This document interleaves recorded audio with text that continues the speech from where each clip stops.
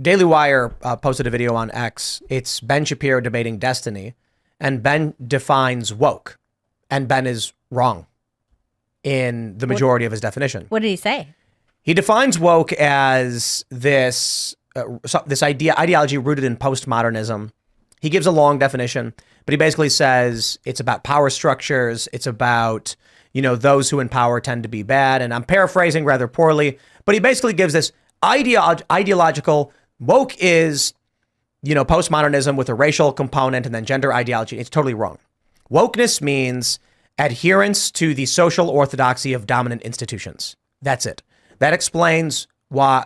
So the issue is, for someone like Ben, I can understand why he would say it this way. He's a political junkie.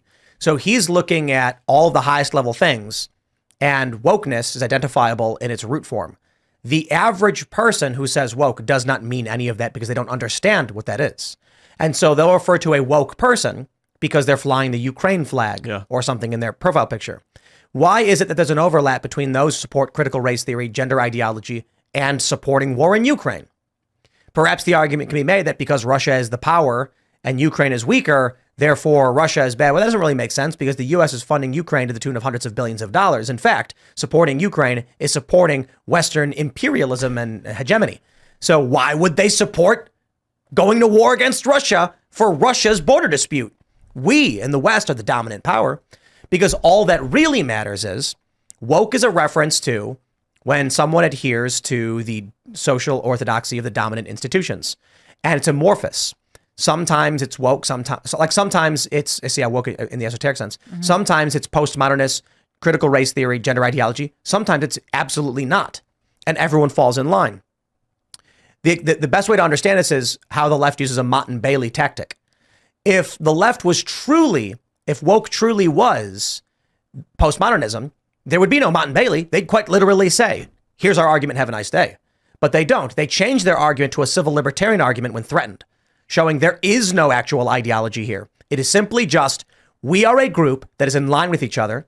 We look for others who are wearing the same color clothing. And so long as we do that, and we're up to date on the latest fashion, we are aligned. That's what woke is. I describe it as a bunch of birds flying in the sky, flying in random directions. They occupy a very specific space. You can see them. Oh, they're over the lake. Yes, they have this weird leftist postmodernist thing to them, but they're really flying around and they can move at a moment's notice. So I tweeted a picture of something called an ant mill. You guys have heard of this? No.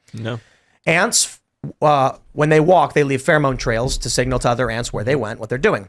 They come back with food and they can follow that line. So you notice this in your kitchen, the line of ants. Mm-hmm. An ant mill is when the ants get turned around and form a circle.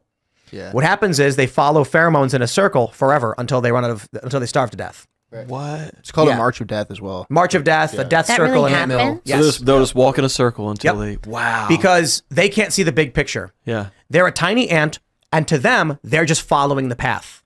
And the path is one big circle, and they're all following each other, and more keep funneling in until they eventually just starve to death or dehydration and die. That's wokeness. You join the circle, they're all following each other. You say, what is the ideology they hold?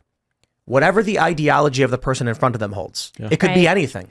Well, it's a shifting sand. That's why Wimixin is offensive today, but not offensive tomorrow. It's why women with a Y is offensive today, not tomorrow. Because postmodernism is just a current component of the cult ant mill ideology. And it can become imperialist Western hegemony at a moment's notice. Yeah.